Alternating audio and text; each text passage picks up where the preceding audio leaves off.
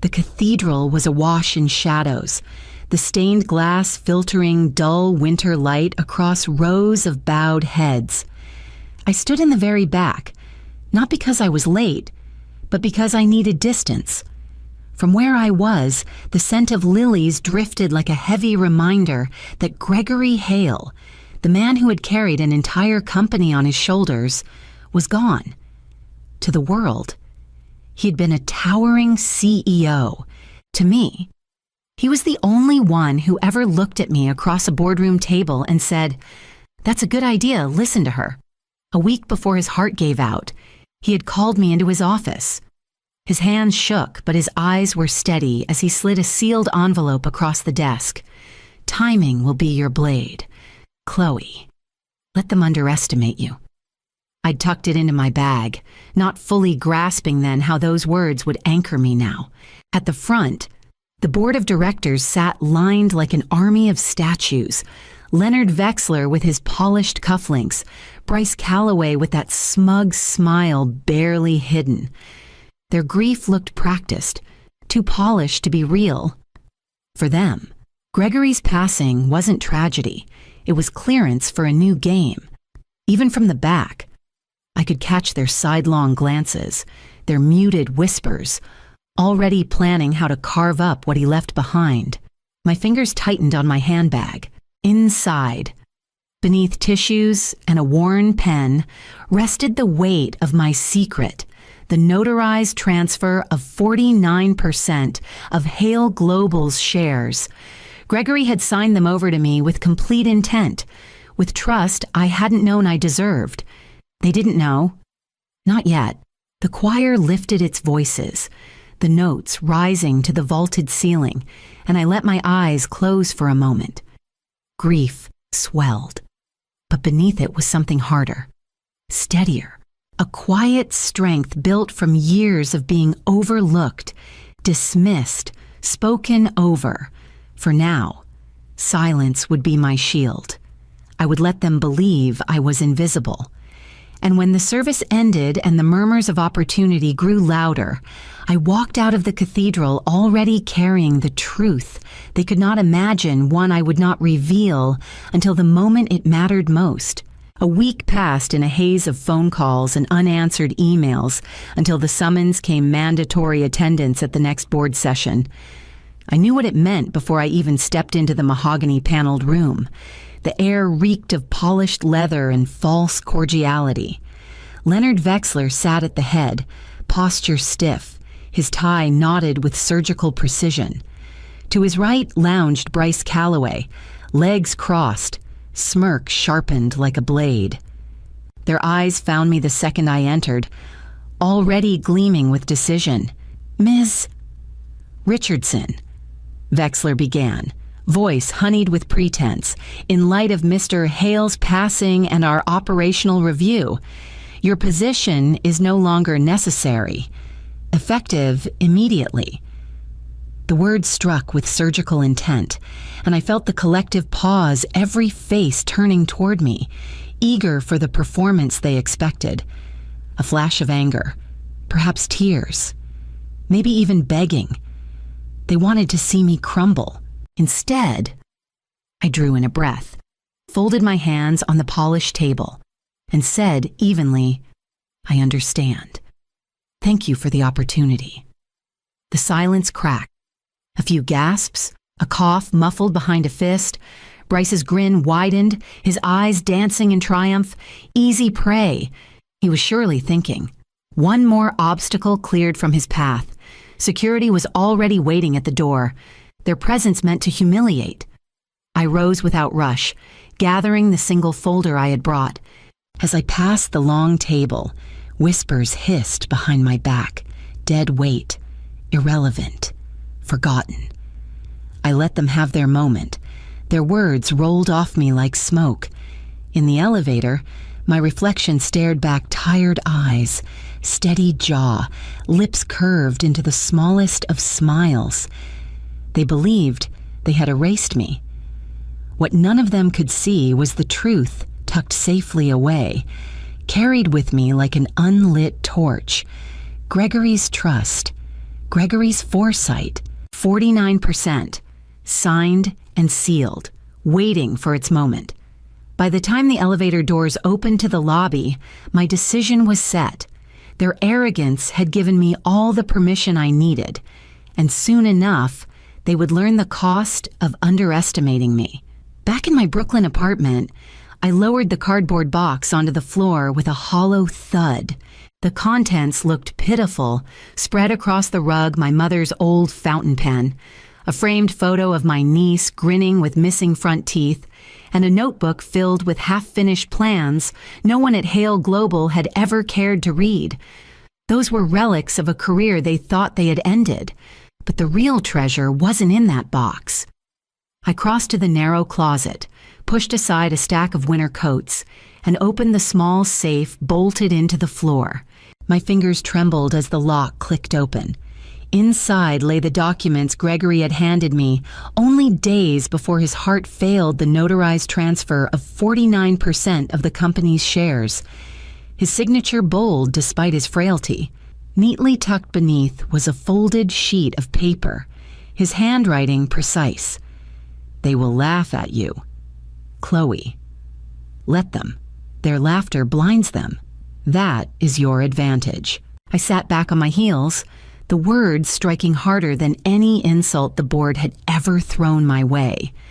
My mind reeled through years of humiliation sitting silent as Bryce repeated my idea word for word and was praised for his brilliance, hearing maybe next year each time a promotion was dangled then denied, being told with a smirk, smile more if you want to get ahead.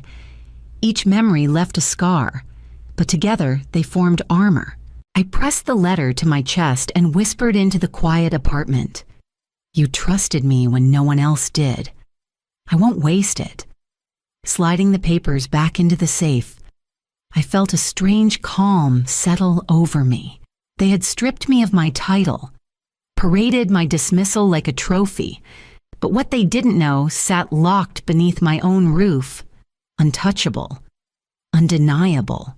As I shut the safe and stood, resolve rooted deeper than grief, I realized that what Gregory had left me wasn't just power, it was a promise. And soon, the men celebrating my downfall would discover just how sharp that promise could become. My phone buzzed against the kitchen counter as I boiled water for tea. One message, then another, and another.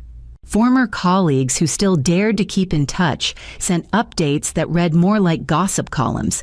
They're at the Stanton Club, laughing, raising glasses to new beginnings. Someone joked you'd be crying yourself to sleep tonight. I scrolled slowly, the words cutting but unsurprising. Their celebration was exactly what Gregory had predicted. Before I could set the phone down, it lit again. Bryce Calloway. For a moment, I considered ignoring it, but curiosity won. Chloe, he said, voice smooth as polished marble. Tough break this week. Really unfortunate. But hey, if you're looking for work, maybe I can put in a word at a subsidiary. Generous of me. Right. His tone oozed mockery, every syllable stretched with condescension. I felt a laugh bubble in my throat, but I swallowed it. That's kind of you, Bryce, I answered evenly, letting the silence linger. There was a beat where I could almost hear his grin widening. We have to look out for each other, he said, then hung up without waiting for my reply. I stared at the phone, heat rising in my chest. But the anger didn't last long. It cooled into a sharper, steadier clarity. Bryce had always thrived on arrogance. I remembered the day he'd taken my presentation slides, my strategy, my numbers, my hours of labor, and presented them as his own. He was promoted. I was told to be a team player. That theft had been the turning point of my career. The moment I learned silence sometimes speaks louder than protest.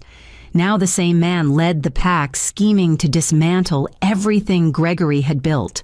I set the phone down and exhaled slowly. Their arrogance was predictable, almost scripted. And arrogance, I knew, blinds men faster than ambition ever could. The storm was already forming, and I held the lightning in my hands. All I needed was the right moment to strike. The following week, I signed a lease on a modest office tucked between an insurance agency and a dental clinic in Lower Manhattan. No glass walls, no skyline views, just 4 quiet rooms with locks on the doors. Privacy was all I needed. Marisol Vega arrived the next morning, her stride brisk, her dark hair pinned back as if nothing in the world could distract her. Gregory had mentioned her once, almost in passing. If you ever need someone who won't flinch, call Marisol. She shook my hand firmly, eyes sharp behind her glasses. Timing is everything, she said after reviewing the envelope I slid across the desk. Reveal too soon, and they'll bury you in litigation for months, maybe years. Wait, and you'll own the narrative. Her words etched themselves into me. I nodded, letting silence answer for me. At night, under the yellow light of my desk lamp, I combed through quarterly reports Gregory had left me access to. On paper, the company gleamed growth charts, optimistic press releases, glossy investor decks. But beneath the polish, the truth leaked like a crack in concrete. Margins sliding, side contracts siphoning funds, bonuses disguised as consulting fees. I traced names and numbers, drew connections on yellow legal pads, filed copies into color-coded binders. Evidence wasn't just insurance, it was ammunition. Each document stacked on my shelf was another nail in the coffin of those who thought they'd buried me. Sleep came in fragments. Some nights I would lean back in the chair, staring at the ceiling fan spinning lazily, thinking about Gregory's steady voice. Patience is your shield.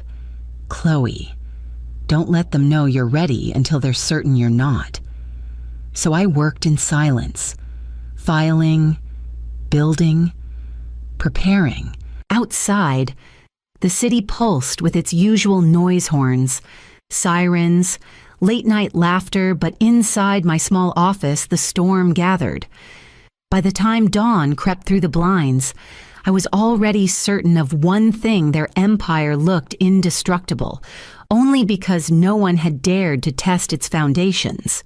Monday broke with a pale sky over Manhattan, the city still yawning awake as I buttoned the jacket of a navy suit. Nothing flashy, nothing theatrical, just enough to remind them I hadn't vanished into obscurity. The subway ride downtown was a blur of faces and noise, but my focus never wavered. This was the day Gregory had prepared me for. At Hale Global's lobby, the security guard's brows knit when he saw me. "Miss Richardson, you're no longer." I slid a sealed envelope across the counter. Marisol's letterhead in bold print caught the light. He skimmed the first lines, his posture stiffening before he wordlessly gestured for me to proceed. The boardroom was just as I remembered: polished wood, walls of glass, the city skyline like a silent audience. Bryce Calloway's smirk faltered the moment I stepped in. "What is she doing here?" he snapped, his voice higher than usual. I placed my briefcase on the table and looked each of them in the eye. "Good morning, gentlemen. I believe I belong here." Laughter rippled, thin and mocking. Leonard Vexler leaned forward, his sneer almost indulgent.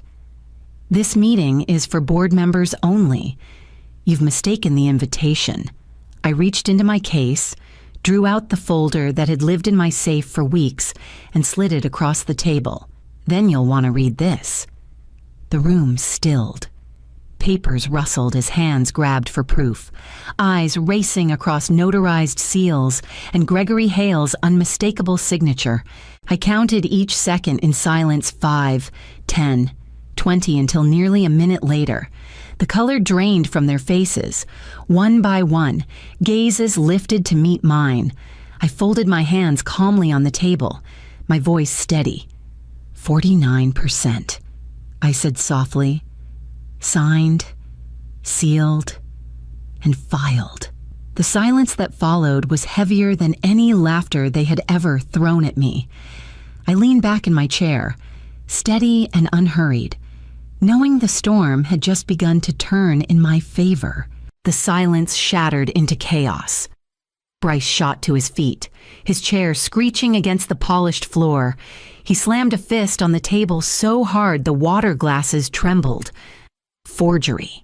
This is a joke. Gregory would never hand you control. His voice cracked at the edges, desperation disguised as rage. Around him, the others muttered in low voices, flipping through the pages as if sheer will could reveal a mistake.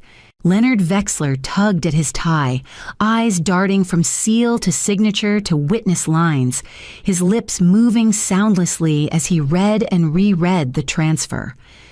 The veneer of control that had always cloaked this boardroom was unraveling in front of me. I stayed silent, watching them unravel, until my phone buzzed across the table. The sound cut through the noise like a blade. Every head turned. Slowly, I pressed the button and put it on speaker. Yes, this is Chloe Richardson. A crisp, confident voice answered. Victoria Hale from Anderson Holdings. We're ready to discuss our continued support this afternoon. The room froze. I didn't need to explain who Victoria was. Every man at the table recognized the name instantly. Anderson Holdings wasn't just any investor. They were the company's backbone, the largest institutional shareholder besides me. Faces fell in unison. Bryce's expression twisted, his fury giving way to fear. Leonard's knuckles whitened as he gripped the edge of the table, suddenly smaller than I had ever seen him. The whispering stopped. Of course, Victoria, I said smoothly, keeping my gaze fixed on the men across from me. I'll see you at 2. I ended the call and set the phone face up on the polished wood, letting the silence return, heavier now than before. They already know, I said quietly. The words landed like a verdict. For the first time, no one had a rebuttal. Their empire had begun to crack, and all I had done was remind them where the fault lines already lay. I folded my hands, steady, and waited for the collapse to continue its course. The board wasted no time dragging me to Delaware court, their attorneys armed with binders and practiced outrage. Their claim was simple and venomous. Gregory Hale had not been of sound mind when he signed the transfer. They painted me as an opportunist who preyed on a dying man, desperate to cling to relevance. I sat at the defendant's table beside Marisol, my hands folded, my pulse steady.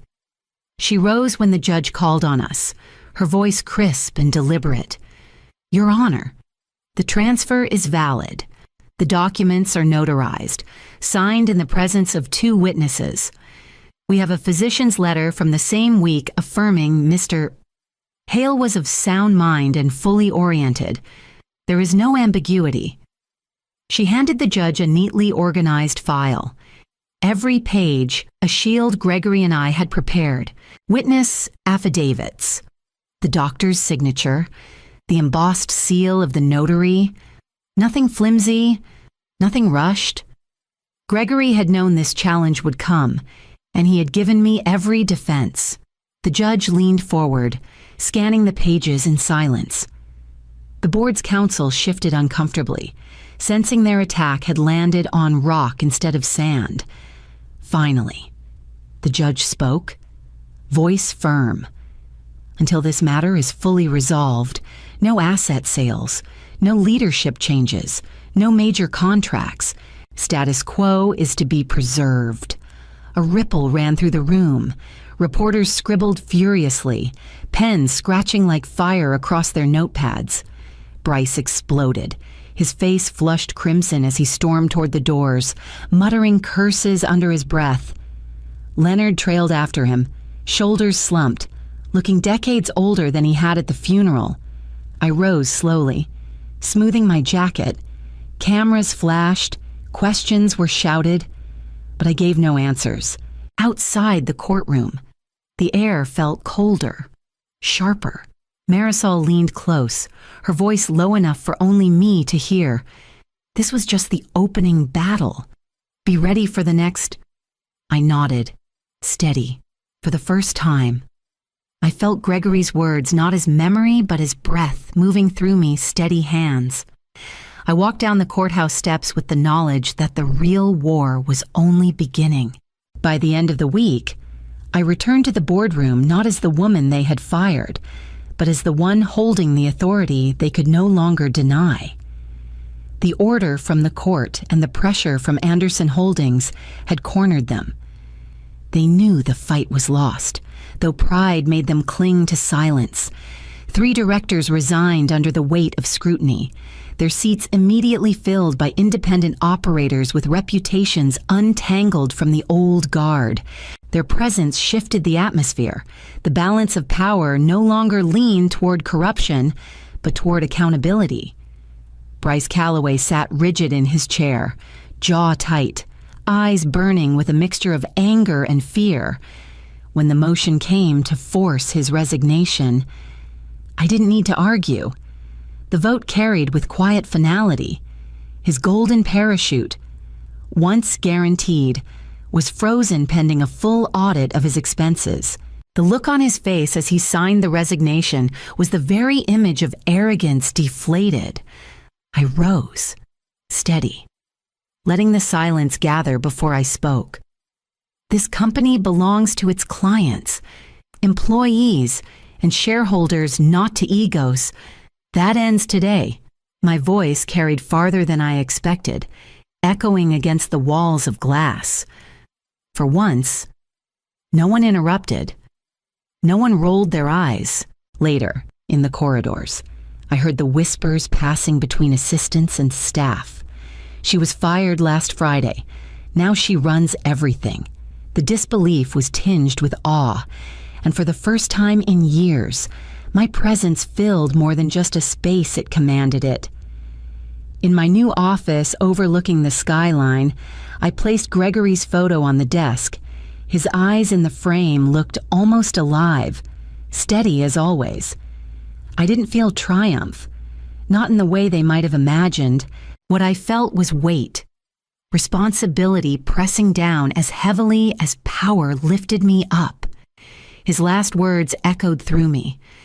They'll underestimate you. That's your advantage. I leaned back in the chair that once belonged to him, knowing that the real test would come with the week ahead. Monday arrived with the same gray dawn, but it carried a different weight. I walked through the marble lobby of Hale Global, not as a dismissed executive, but as interim chair. The security guard stood straighter. The receptionist offered careful nods, and the murmur of employees followed me as I crossed the hall toward the boardroom. Inside, the old guard sat stiffly, their shoulders tense, their power drained to hollow gestures. A few avoided my gaze altogether. Others clung to the illusion of authority in the shuffle of papers before them. The reality, however, was already public investors had released statements over the weekend, voicing full support of my leadership. The tide had shifted, and they knew it. I set my notes down, adjusted the microphone, and began without preamble. Gentlemen, let's rebuild. My tone was calm, measured, absent of drama. For the first time in that room, I spoke not to be heard, but to be obeyed. The hours that followed were filled with plans, audits, restructuring, client retention. No one laughed. No one dismissed my words. They took notes. They listened. By late afternoon, when the meeting adjourned, I returned to my new office and stood by the window. Manhattan stretched beneath me, a city humming with noise, ambition, and survival. The skyline glowed in the fading light, and I felt the steadiness of Gregory's presence in the photograph on my desk. His legacy was safe, not through spectacle or vengeance, but through patience and precision. I pressed my fingertips to the frame and whispered, I hope I did it right. As evening settled, I leaned back in the chair and allowed myself the rarest indulgence, a smile. They had fired me on Friday. By Monday, they worked for me. Justice doesn't roar. It waits. It whispers. And then it changes everything.